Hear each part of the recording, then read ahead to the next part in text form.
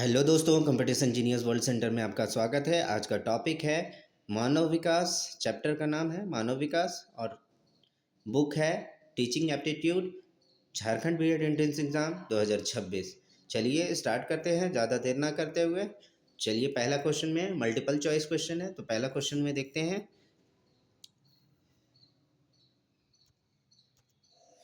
Question 1 में बोल रहा है निम्नलिखित में से कौन सा कथन वृद्धि और विकास के बीच अंतर को सबसे अच्छी तरह से स्पष्ट करता है। पहला है वृद्धि गुणात्मक जबकि विकास मात्रात्मक है।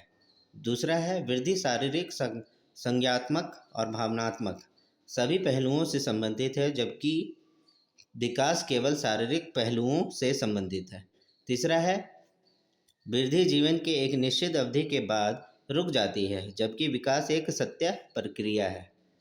और चौथा है वृद्धि कार्यात्मक परिपक्वता के बारे में जबकि विकास शारीरिक परिवर्तनों तक सीमित है। ठीक है, तो इसका जो पहला का आंसर होगा वो होगा ऑप्शन सी।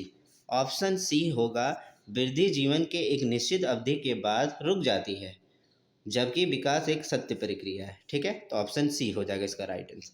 क्वेश्चन नंबर 2 में देखेंगे निम्नलिखित में से कौन सा उदाहरण वृद्धि के बजाय विकास का है। पहला ऑप्शन है बचपन में ऊंचाई में वृद्धि। दूसरा है एक बच्चे की समस्या समाधान क्षमता में सुधार। तीसरा है किशोर अवस्था में वजन बढ़ना। और चौथा है नवजात शिशु के जन्म के समय वजन की माप। तो ऑप्शन 2 का होगा ऑप्शन बी। ऑप्शन बी इसका राइट आंसर है। ऑप्शन बी में बोल रहा है कि एक बच्चे की समस्या समाधान क्षमता में सुधार। ठीक है, चलिए नेक्स्ट में देखेंगे। क्वेश्चन नंबर 3 में देखेंगे विकास के बारे में निम्नलिखित में से कौन सा कथन सही है। पहला है विकास केवल शारीरिक परिवर्तन को संदर्भित करता है। दूसरा है विकास मात्रात्मक और एक निश्चित आयु के बाद रुक जाती है। तीसरा है विकास में मात्रात्मक और गुणात्मक दोनों परिवर्तन शामिल हैं। और चौथा ऑप्शन है विकास को केवल ऊंचाई और वजन के माध्यम से मापा जा सकता है। तो इसका जो राइट आंसर होगा तीसरा का वो होगा ऑप्शन सी। ऑप्शन सी इसका राइट आंसर है। विकास में मात्रात्मक और गुणात्मक दोनों परिवर्तन शामिल हैं। चलिए नेक्स्ट में देखेंगे। क्वेश्चन नंबर 4 में देखेंगे वृद्धि की प्रकृति का सबसे अच्छी तरह से कौन सा वर्ण करता है। पहला ऑप्शन है नियंत्रण और गर्भ से लेकर कब्र तक चलने वाली प्रक्रिया। दूसरा है मात्रात्मक और मापने का योग प्रकृति। तीसरा है गुणात्मक और संज्ञात्मक क्षमताओं में परिवर्तन शामिल। और चौथा ऑप्शन है नियंत्रण और आसानी से मापे का योग नहीं। तो चौथा का जो राइट आंसर है ऑप्शन बी है। ऑप्शन बी मात्रात्मक और मापने योग प्रकृति।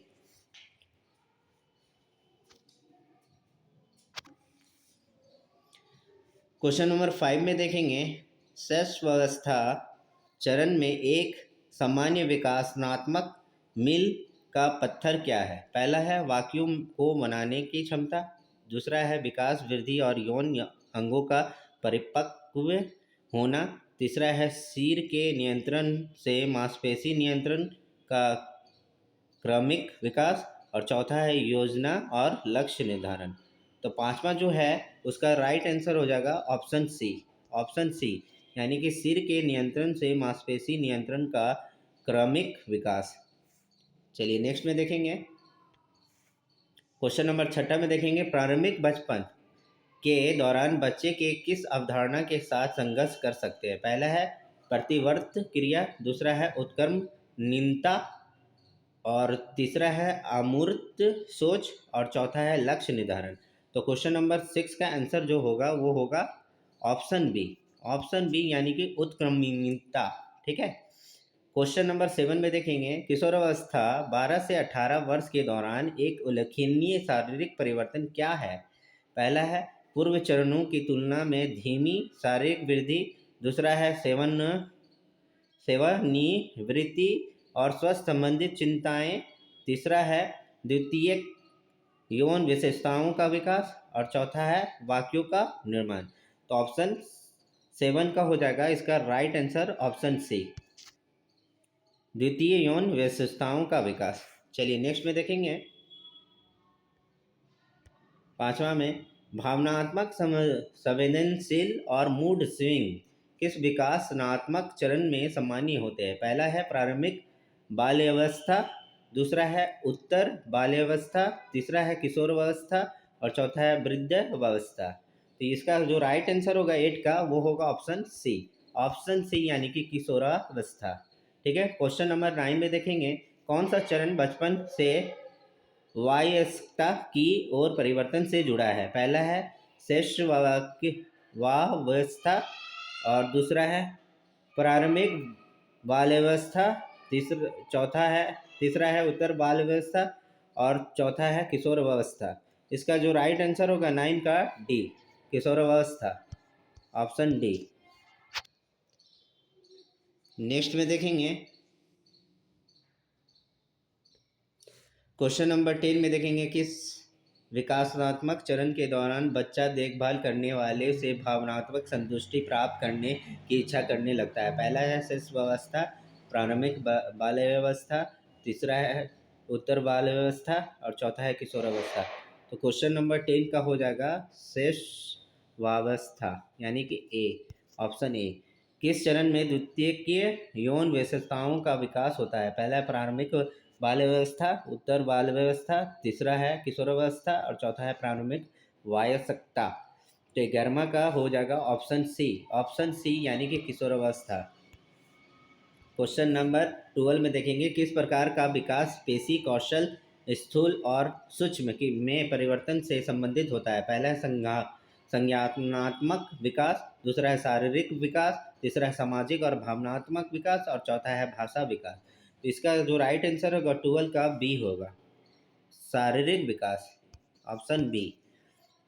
क्वेश्चन नंबर 13 में देखेंगे बच्चों की सामाजिक और भावनात्मक विकासों को आकार देने में कौन सा कारक महत्वपूर्ण भूमिका निभाता है? पहला है स्वस्थ एवं पोषण, दूसरा है पर्यावरण के साथ अन्वेषण और बातचीत और तीसरा है प्रारंभिक अनुभव देखभालकर्ताओं और साथियों का साथ और चौथा है भाषा का अधिग्रहण।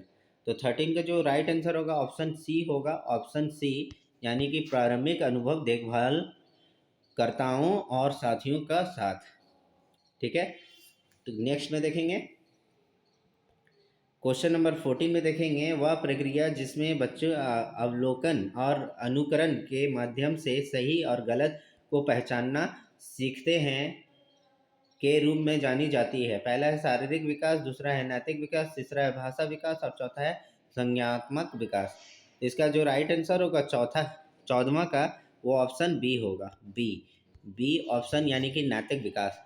क्वेश्चन नंबर 15 में देखेंगे समस्या समाधान और स्मरण शक्तियों के लिए बच्चों में किस प्रकार का विकास महत्वपूर्ण है? पहला है शारीरिक विकास, दूसरा है संज्ञानात्मक विकास और तीसरा है भाषा विकास और चौथा है नैतिक विकास। 15वां का बी यानी कि संज्ञानात्मक विकास। तो ऑप्शन बी इसका राइट आंसर हो जाएगा। ठीक है, तो उम्मीद करता हूँ वीडियो पसंद आया होगा, तो प्लीज़ लाइक करें, शेयर करें एंड सब्सक्राइब करना बिल्कुल ना भूलें। झारखंड बीएड की तैयारी इसी चैनल पे कंपटीशन जीनियस वर्ल्ड सेंटर में कराई जा रही है, वो भी बिल्कुल फ्री ऑफ कॉस्ट। तो जय हिंद, जय भारत।